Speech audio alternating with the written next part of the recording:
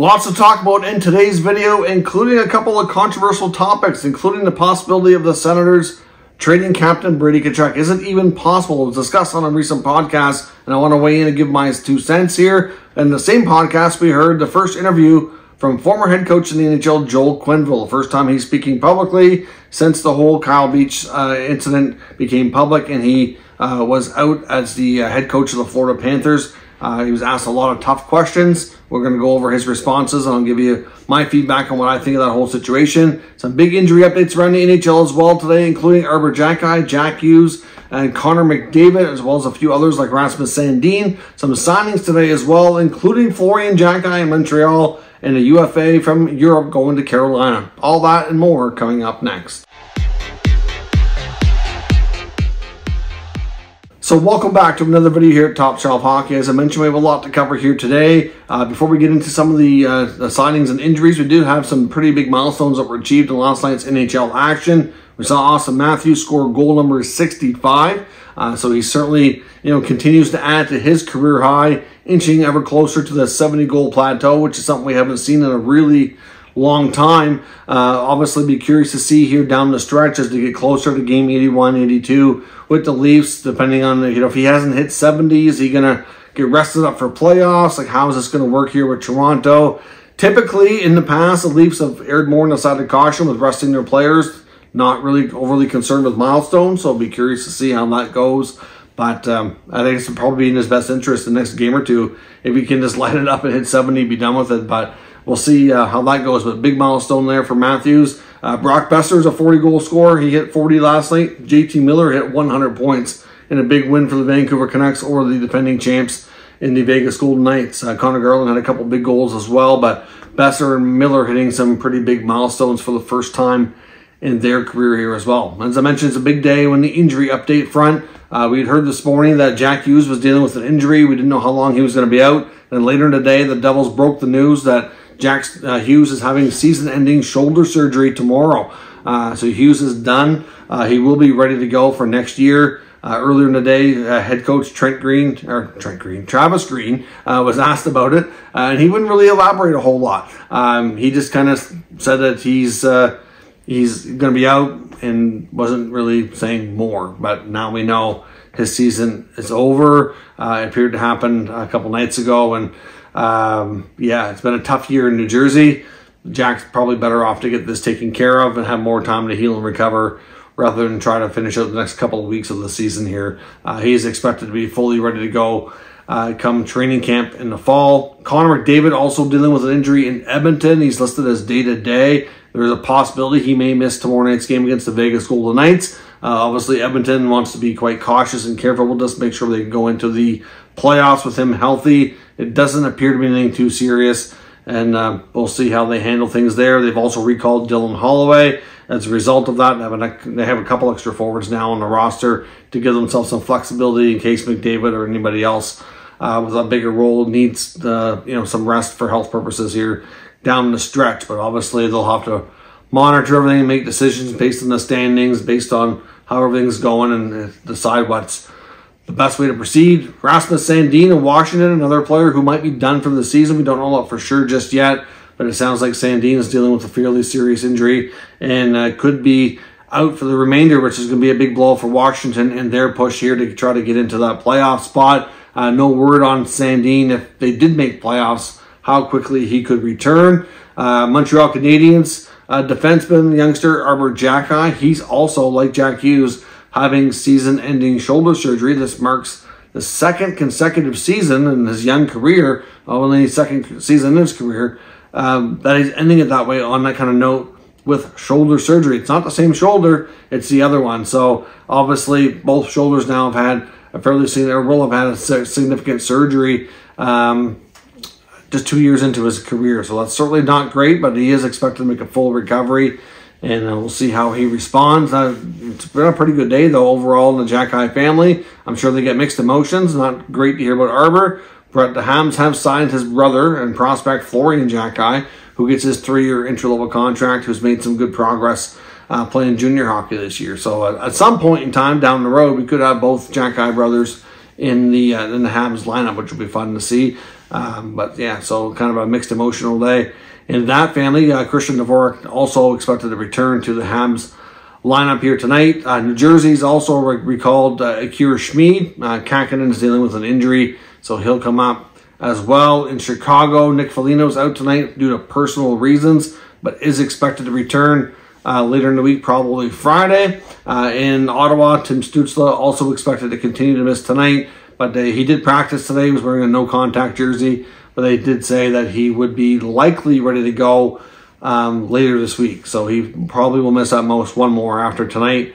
And at this rate, they're expecting him to be back, but we'll see how things go on that front. Another signing as well, besides the Xhekaj signing, the Carolina Hurricanes today also announced they've signed Finnish UFA Juha Jääskeläinen to a one-year deal, which takes effect next year for the 24-25 season. So he'll come over from Finland and see if he can take a crack here and make the NHL. Now, as I mentioned, the two other topics definitely have their form of sensitivity to them, depending if you're a Sens fan or, of course, you know, the whole Kyle Beach saga that was covered up in Chicago. We'll get into the stuff about Brady here in a short time, but let's first talk about Joe Quennville in his interview, give my thoughts on his answers. Essentially, he had a sit-down interview with Andy Strickland of the Cayman Strick podcast. Andy Strickland also works for Valley Sports.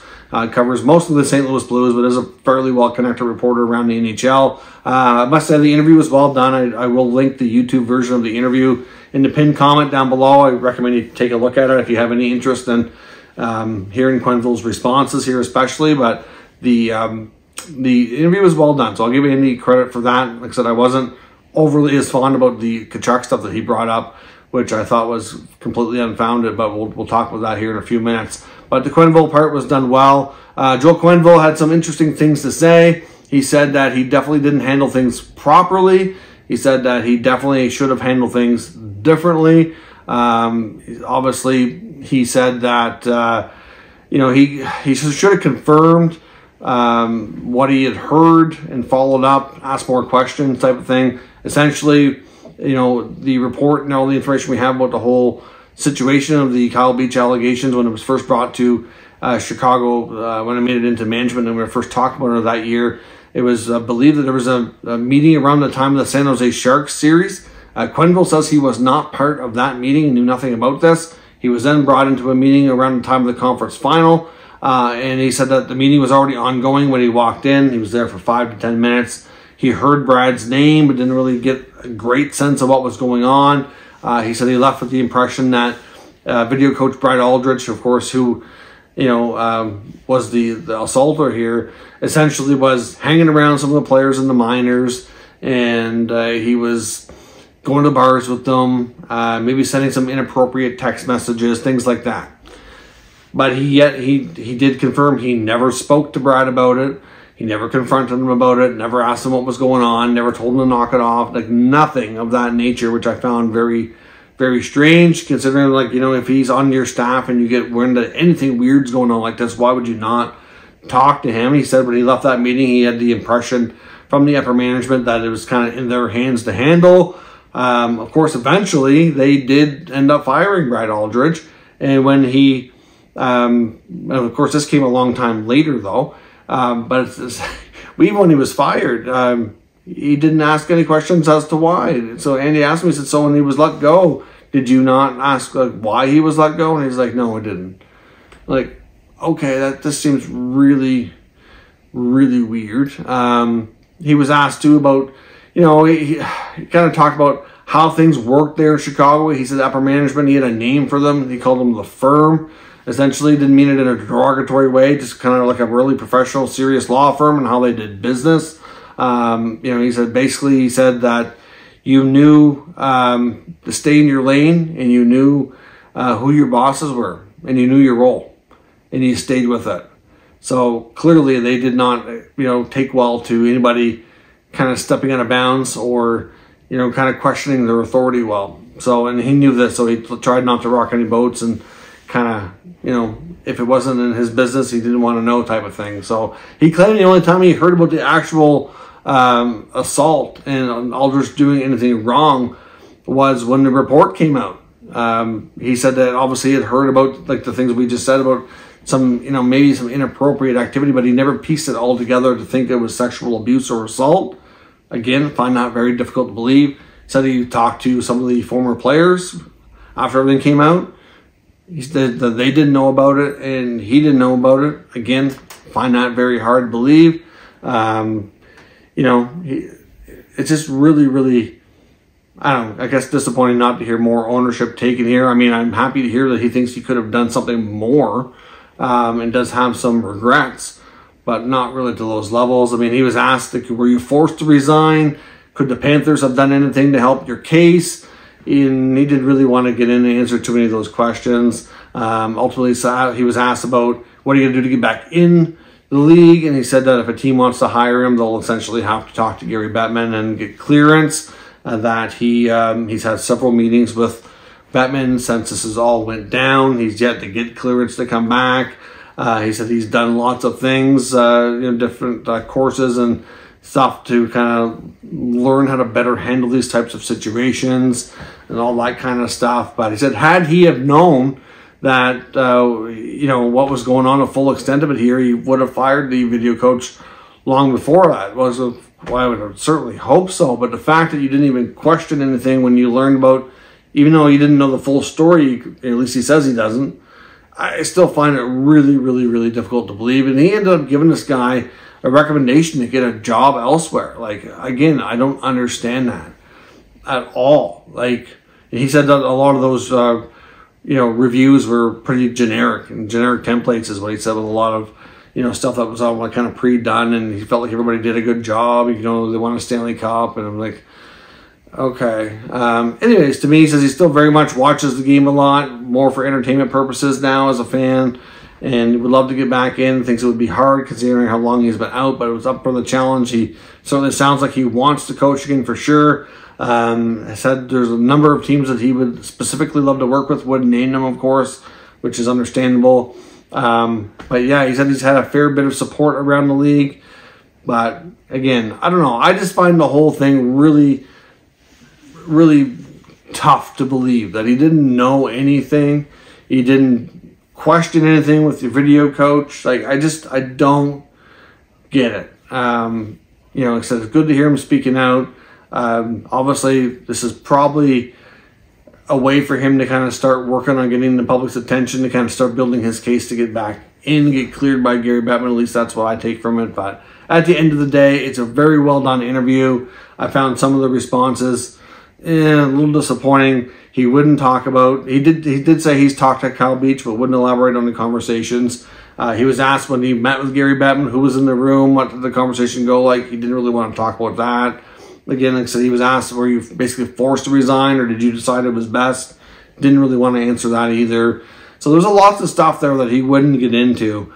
So we'll see, I guess, if we ever hear any more, or at some point if he is let back in the league. But certainly he would like to be let back in, and I'd like to know what everybody else thinks. I will pin the YouTube version of that conversation down in the pinned comments, so certainly go check that out. But as I said on that podcast, they also got into talking about Brady Tkachuk. Of course, this is before the interviews earlier in the show, when they're talking about what's going around the league, before they skip to the pre-recorded interview here with Coach Q. And they eventually bring up the whole empty net situation the other night with the Devils and Senators, how Brady went after Nico Hischier after he put the puck in the empty net after the whistle, and talked about how frustrated Brady's been, and how you can tell how he just snaps, and how he, nobody else on the team is playing hard like him, and it's got to be so frustrating for him, and the team is not built properly around him, and all this losing has been difficult and hard on the head, and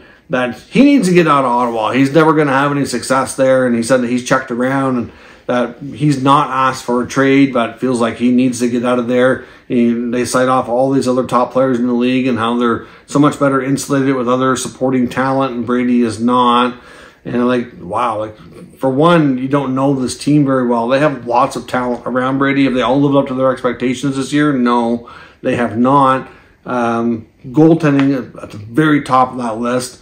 There's some analytics that came out today showing what every team's results this year, how would have been positively or negatively impacted had they had league average save percentage this year. Okay? The Ottawa Senators were well below the actual results on their save percentage. If they had league average, it showed them being 15 points better. That would have them securely in a wildcard spot. They'd have 92 points. That's what they'd be projected for. Where they're not even going to get, like the cutoff right now might not even be 92. Like, that's night and day. They can't get a save to save their life sometimes. Now, can team defense in front of them be better? Sure. Could they make some changes to make the back end a little bit better? Could they get some, maybe change up the middle or bottom six of that lineup? Sure, they could. And there's going to be changes. There's no doubt. New ownership and GM are going to come in. They're not going to leave everything status quo here. There's going to be changes. But at the end of the day, it has to be goaltending first and foremost. If they can get a save, that makes all the difference in the world. And that's the difference between these subpar goalies and their elite level goalies. Like, sometimes you watch the Sens play and you're like, oh, geez, Korpisalo had no chance on that. How can I blame him? Sure, you might be right, but at the same time, the elite level goaltenders sometimes do things that they're not expected to do. And they bail their teams out. And they sometimes steal games and steal victories. It happens. It happens all the time. Now, there's not enough elite level goaltenders across the league for every team to have one, unfortunately, so you don't see it with all clubs. But at the same time, that does happen. And it's a game changer if you have one of those goaltenders. You can have an off night. You can play poorly. But you can find a way if your goaltender just gives you a chance. The Sens never, ever get that. It's been 21 times this year on the first two shots of the game against the Sens going in the net. So they're starting behind the 8 ball a very high percentage of the time. And is there defensive breakdowns? Yes. But like again, you just need a save. That's that simple. So to me, like I said, Brady has not asked for a trade. They would be so stupid to move this guy. He's a unicorn type of player. And they were talking a lot because they're a St. Louis-based podcast. What would the Blues have to give up to bring Brady home to St. Louis? They're also, like I said, St. Louis-based. Brady's from there. They have their biases and want to bring him home. They know the Tkachuk family a little bit from their connections to the team. That's where a lot of this is coming from. So if you start seeing articles popping up and people talking about Brady, that's where all this is coming from. If you're a Sens fan, I would not worry. There is no reason to think they're going to trade Brady Tkachuk. Like I said, they would be stupid. So could they move him? Sure. Will they? No. There's no chance in hell they trade Brady Tkachuk. There's no package the St. Louis Blues can put together to really make an offer, I don't think, to get Steve Staios to even go, maybe I should think about this. They mentioned multiple first-round picks, Jordan Kyrou, a top prospect. I'm like, okay, that might sound good for a lot of players, but this is a unique player that you're never going to be able to replace. And the day he leaves, you're going to regret it as long as he plays.